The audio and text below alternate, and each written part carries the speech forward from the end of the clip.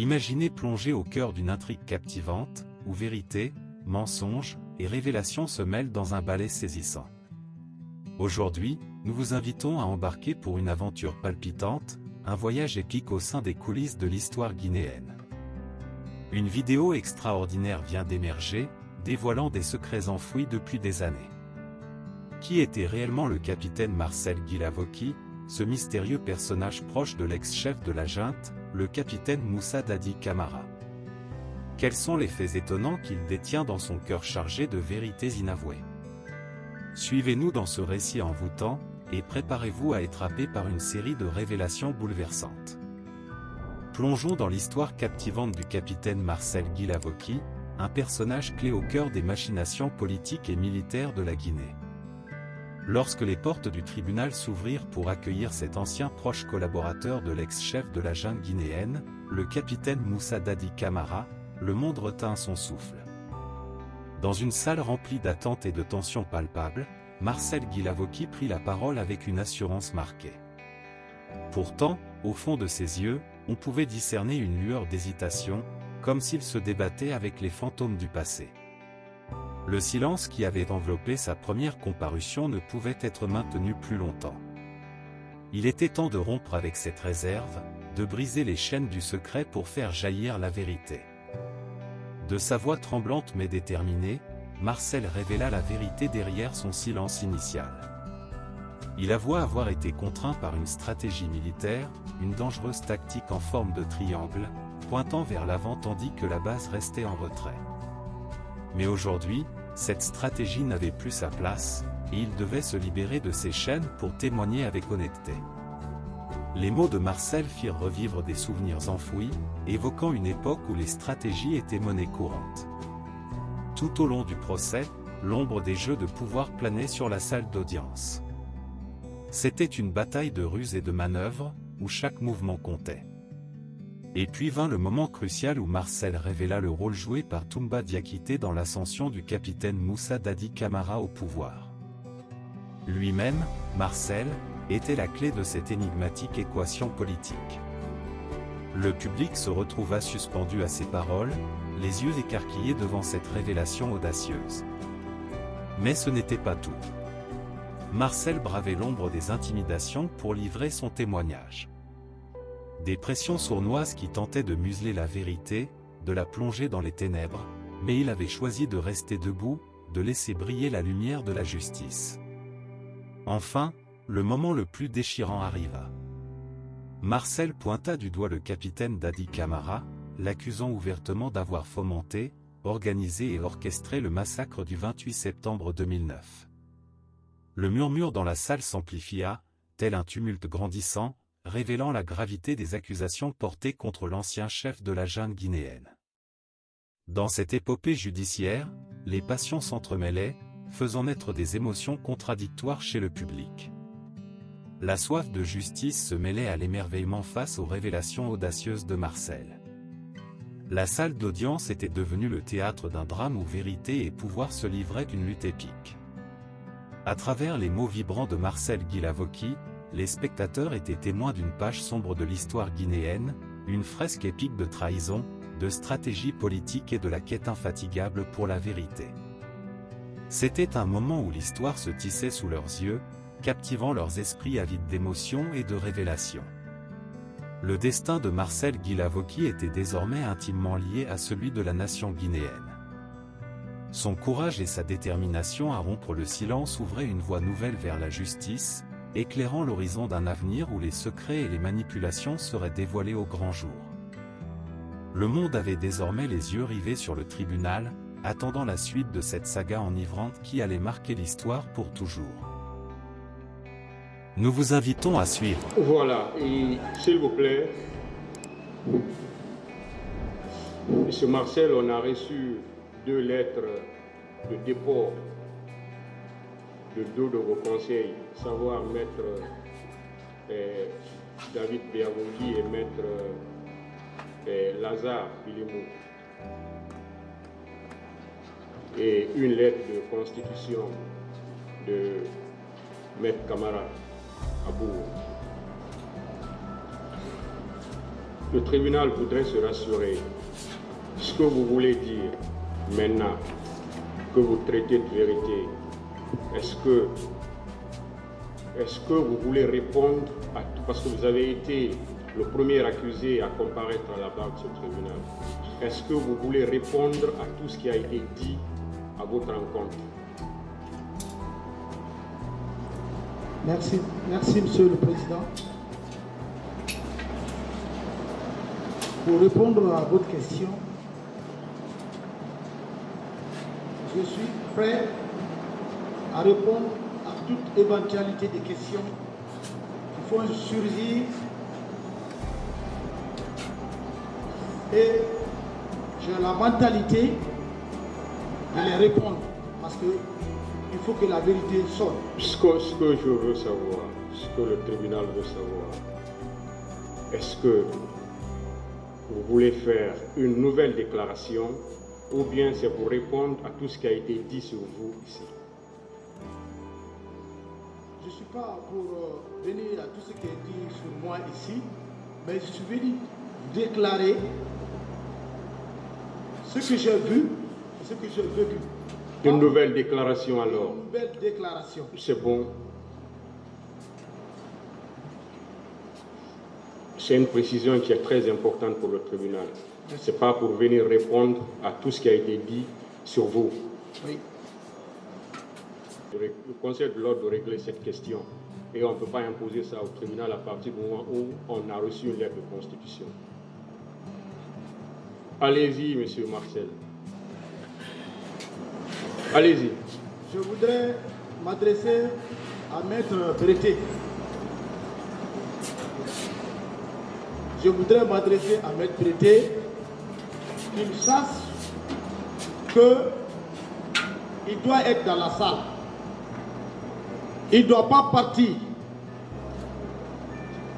Il doit être dans la salle.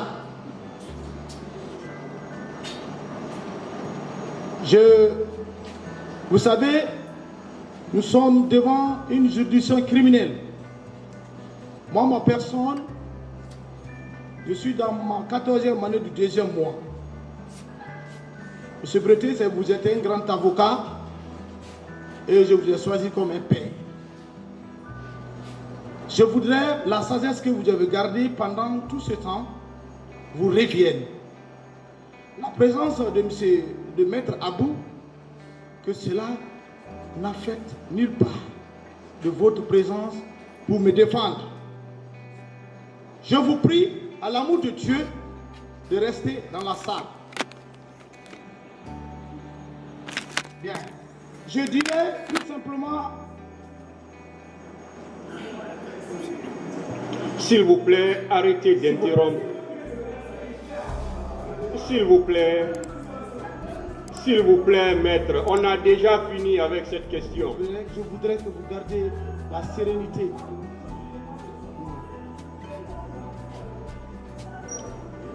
Vous êtes en train de perturber l'audience. S'il vous plaît. Allez-y, monsieur Marcel.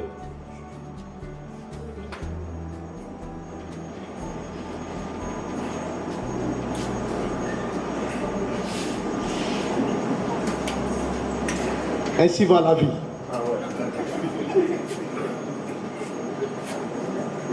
Quand tu es devant le feu, il faut continuer à te battre pour que la bouche soit débraillée. Je prends la parole ce matin avec tout mon être en remerciant le président du tribunal et associé. Remercier le procureur de ses supplicités d'avoir accepté ma demande pour ma deuxième comparution afin de sortir dans ma stratégie de silence de vérité. Car cette stratégie était purement personnelle. Car je suis un militaire stratège. Avant tout, je demande toutes mes excuses au tribunal criminel qui siège en ce temps. Cette excuse est élargie aux avocats de la partie civile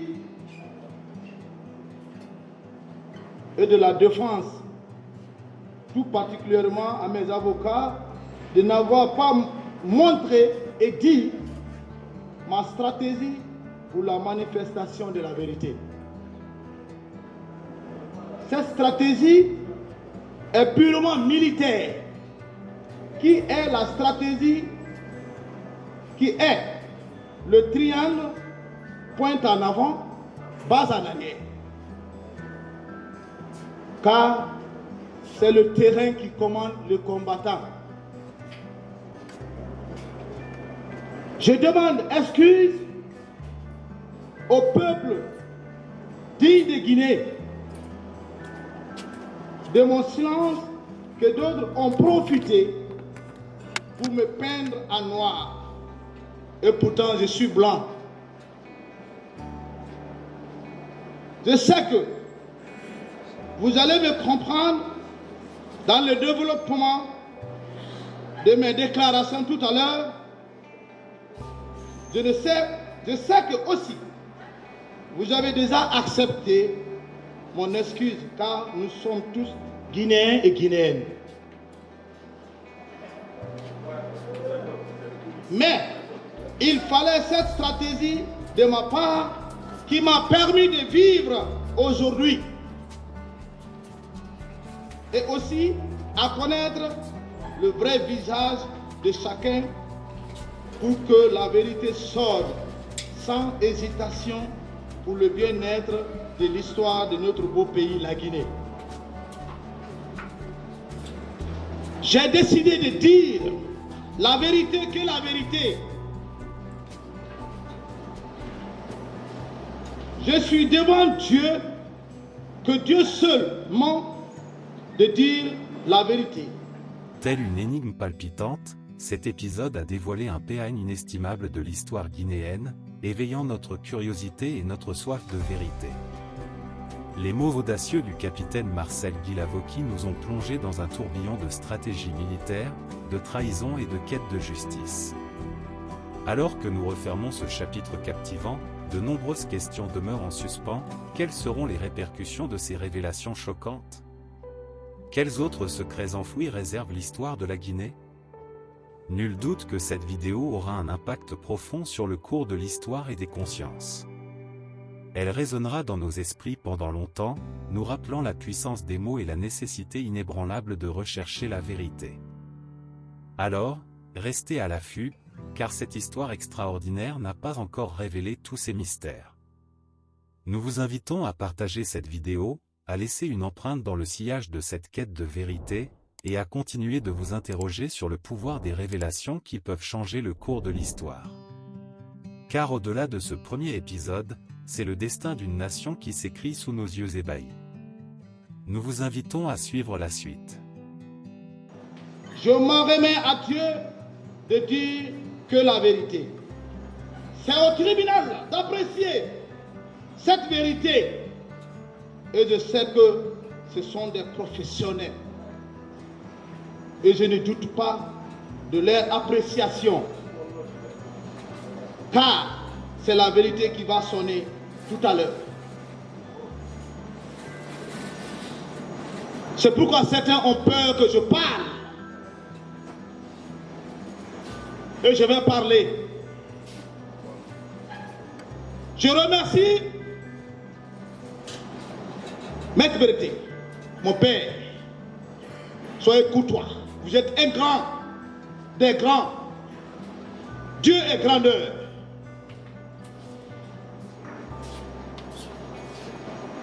Lorsque tu mets un enfant au monde, c'est Dieu lui seul qui sait l'heure à laquelle ou le jour à laquelle il parlera.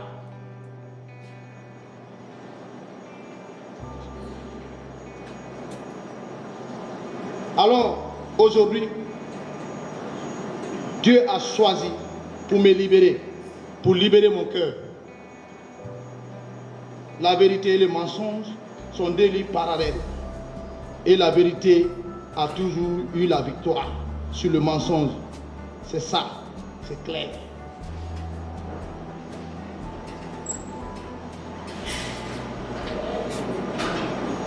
Monsieur le Président du tribunal criminel, homme sage que vous êtes, j'ai fait quelques mois ici en vous regardant vos manières de rejeter, vos manières de répondre, vos manières de mettre de l'ordre.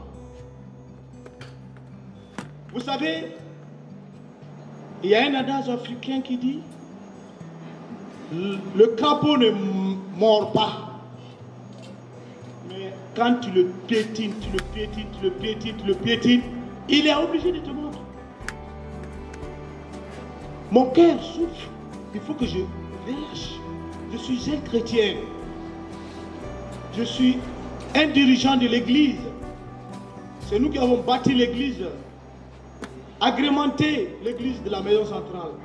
Je prie pour des gens et ils gagnent la guérison.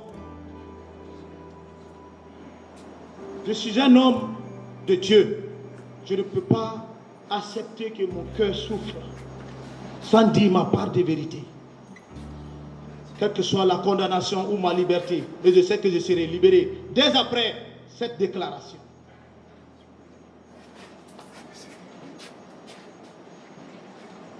Monsieur le Président, à ce seul procureur substitut, je sais que le peuple de Guinée vous regarde et le monde vous regarde. Sans oublier le tout-puissant Dieu que d'autres appellent Allah. Les musulmans, mes frères, vous regardent avec son caméra non visible. Je voudrais dire simplement que je ne vous dis que la vérité et la vérité. Dans cette vérité, je ne sais pas, je n'avais même pas prononcé à faire trembler le soubassement de certains qui d'ailleurs, qui ont porté plainte contre ma personne. Qui d'ailleurs encore, qui me semble ridicule. Porter plainte contre Marcel. Ridicule. Parce que, où on parle de plus de 150 morts, et tu parles de disparus. Et toi, tu parles de tentatives de chantage. Quel chantage? Quelle honte de leur part. Ce que tu n'as pas donné pendant la lumière, c'est dans l'obscurité que tu peux la donner? Non. Alors, ils ont voulu m'empêcher, comme ils étaient en train de m'empêcher tout à l'heure. Avec leur intimidation machiavélique, pour ne pas vous relater les faits réels de ce qu'ils ont planifié et faire exécuter par leurs propres gardes parallèles qui ont exécuté leur ordre. Ils veulent se couvrir et couvrir leurs exécutants. Cela ne marchera pas. Le diable est tombé dans l'eau chaude. Il faut la détruire pour le bien-être du peuple et la manifestation de la vérité. Cette plainte est tombée pour un argument, pour mettre en cause de ce que je suis en train de relater maintenant. Mais leur plan a échoué. C'est la vérité. Monsieur le Président, ne regardez pas mon attitude, où je suis en train de parler en haute voix ou bien agité. Ce qui est de mon cœur, c'est ce que je vous relate. Je suis un militaire, un vrai militaire, stratège. Et c'est ma stratégie qui a porté le président Moussa Dadis Camara au pouvoir. L'homme qui est devant vous, je suis la clé du pouvoir de Moussa Dadis Camara, président, capitaine. Toumba Yakité, le commandant, est la porte principale. Ça, c'est clair. Nous tous, nous allons mourir. Pour un jour, avocat de la défense et la partie civile, je ne sais pas, des accusés et de la partie civile, bien sûr la défense et la partie civile des avocats, je vous déclare, et le tribunal, la clé du pouvoir de Dadis, c'est le capitaine Marcel Guélavogui. Sans moi, Dadis, le président, n'allait pas accéder au pouvoir. C'est pourquoi j'ai décidé de déclarer, parce que c'est ce qui a fait trembler certains. Quand Marcel va parler, c'est fini. Ce que j'ai fait, je le dirai ici à la barre. Ce que j'ai vu, je le dirai. Je ne suis pas venu pour déclarer ou pour confirmer ce que quelqu'un a dit ici. On ne peut pas me peindre en noir. Toute l'armée guinéenne me connaît. Je continue, c'était entre parenthèses, Monsieur le Président. Je veux que vous preniez la lenteur de la sagesse que vous avez, Monsieur le Président. C'est très important. C'est l'histoire de notre pays. Beaucoup ont pensé ici, ils ont falsifié les procès-verbaux avec ces multiples questions. Tout ce qu'on a entendu ici, c'est le faux. Assumez ce que vous avez planifié. Monsieur le Président, et à ce sein, avec tout le respect, sous votre haute autorité sagessiale, m'empêche de vous dire que la vérité, seulement que la vérité. Mon silence, au départ, était une stratégie personnelle pour plusieurs causes. Pour la manifestation de la vérité, car l'homme président Dadis, je le connais avec son plan Machiavel qu'il a. Mais moi, Marcel, il me connaît. Qui suis-je? Et c'est mon plan, accompagné par plusieurs d'autres qui lui ont porté au pouvoir. Le peuple saura qui a fait quoi, qui est qui. Le populisme est terminé et ça prend fin.